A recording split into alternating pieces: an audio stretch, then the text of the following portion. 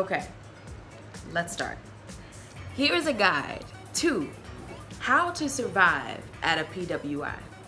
First of all, I like to say thrive, not just survive, because we are here to thrive. We are already great. Okay.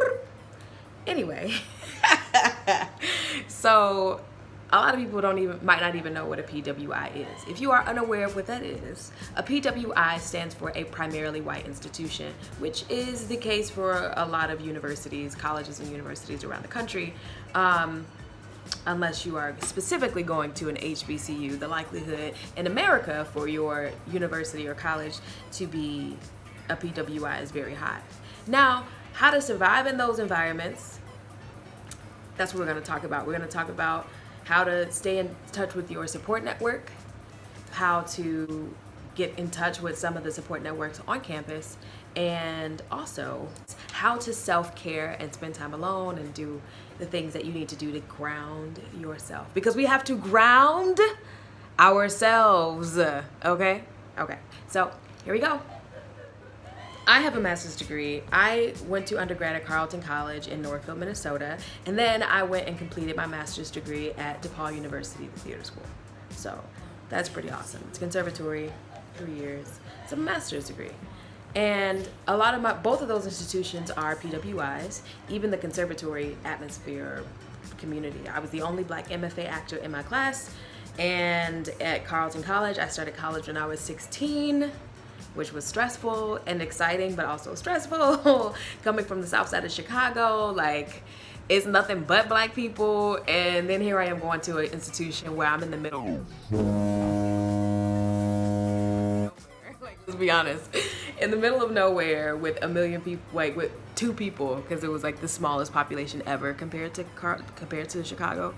And fast forward to graduating, and that was that time in between, like that transition period was really challenging for me, especially like navigating that. Like I could always have conversations, like my dad, we would talk all the time, so I knew how to code switch for the most part, but it was just a whole ball game. So I'm here to give you some tips and tools that help me get through both undergrad and graduate school, and I graduated from both of those top institutions with distinction. So I am telling you, these things work. Number one is how to find your community at a PWI.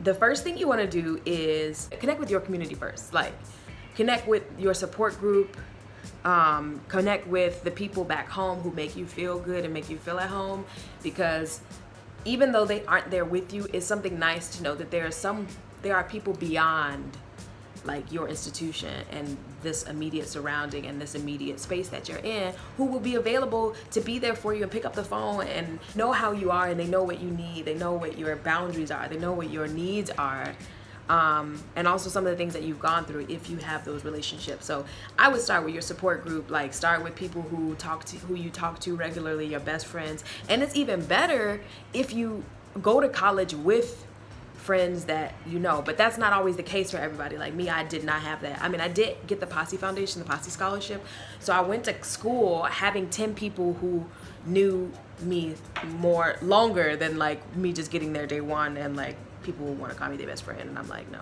So connect with people who make you feel seen, make you feel validated, who make you feel heard, who pour into you, because you are going to need that while you are there. Sometimes there will be days where you might question your worth. You might question how intelligent you are. You might question, hey, can I do this? I have had many of those days. I'm not saying that will be true for you, but it is possible that it is, and you might even be feeling it now. And if that's the case, I'm telling you, connect with those support groups and tell them like how you're feeling and like what you need before you even go. Like, so y'all can talk about that and figure out a game plan for you. And then as you're walking across campus, like when you having lunch or at meals, I forgot, haven't eaten in the dining hall since I was an undergrad, and I graduated in 2013, so it's been a while.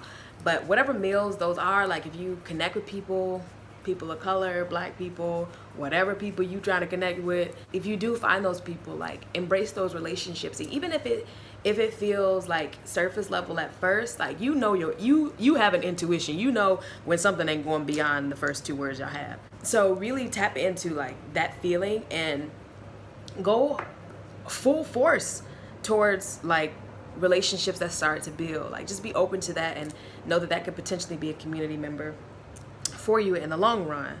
Number 2, connect to social groups on campus. Now, I imagine that if you are watching this video, I am geared towards the black people and the black experience, because that's,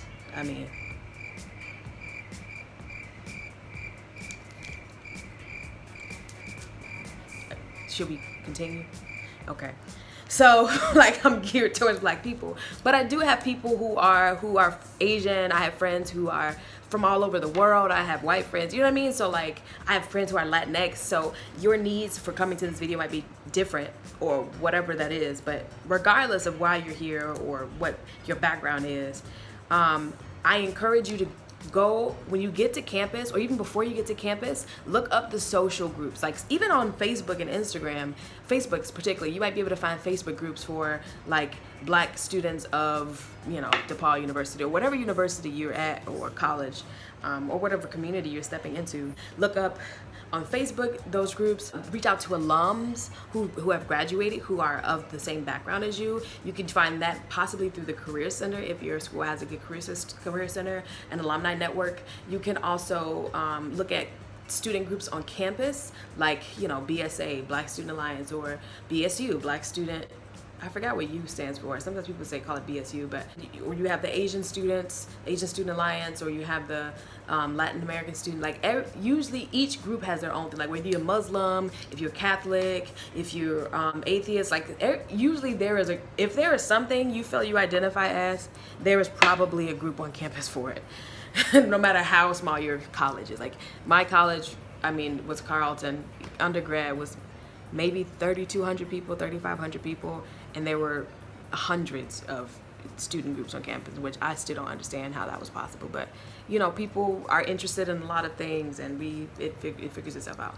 I didn't really get involved with all that, but you figure it out. So reach out to those groups and maybe connect with some of those community members, those organizers, whoever's there. Really put yourself out there to find what you need. Find the resources so that you can get what you need, because you deserve to have everything that you need in order to survive and thrive. And one that's not on my list, but I'm gonna go to number 3. Let me go to number 3. Well, before I go to number 3, one that's not on my list is also connecting with the counseling center. Like, being at a university was very new for me. And I'll be honest, like, my first therapist was white. However, it was a space for me to talk about what I was feeling and what I was needing as a black woman. And even though my therapist was white, she never pretended to, like, she understood, but she would try to help me through ways that I could get what I need. And so that might be another resource for you if you're open to that, or if you already have a therapist and you're looking like, I'm going to college now, or what, or if you've never had one like I did when I went to college. I did not have one. But if you are looking for that, that is a way to figure out where that community is and how to, like, make sure you get what you need on campus. Last but not least, number 3, find moments to spend alone. I think this is key to thriving at a PWI, because you will be surrounded by people who have thoughts, who have opinions, who have bright ideas and all this stuff, but you need that time to recalibrate, to get back in touch with yourself, to figure out what you want, what you need, what your fears are, what your concerns are, what your boundaries are. Just, college is a time to get to know yourself. So, get to know yourself. But also, like, it's a time to get to know yourself and ground yourself. So, take that time alone. Like, I've known a lot of friends who I felt like every day they were spending with this group and this and that. I just felt like they were burning themselves out and, like, spreading themselves too thin. And me, and I know I may be unique in this, but even though I'm an introverted extrovert. First of all, I hate saying that, but whatever. But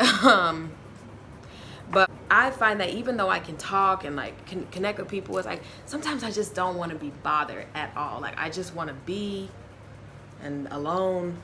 So take that time to journal. Take that time to, like, read books that fuel you, that inspire you. Read posts on Instagram that, empower. Follow groups or pages on Instagram dedicated to black students or Asian students or whatever, so you can have your community and constantly feed yourself, because you may or may not get it from your PWI. These are only a few tips to help you thrive at your PWI this upcoming year.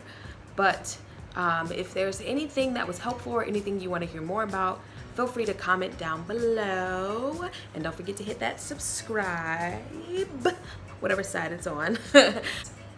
I love you. I see you. I'm excited for you. Congratulations. You are thriving. You are living. You are vibrant. You are ready. You were born for this. Okay? I don't know what year you're going into right now. Class of 2019 over here. I just graduated my master's, so class of 2019. But I believe in you. I love you. And let's get you through college, graduate, and support you every step of the way. All right? Until next time. I actually don't know what to say at the end of these because it's my first one. But this is going to be great. So it's real. All right. I love y'all. Be well. Don't do nothing I would do. Okay?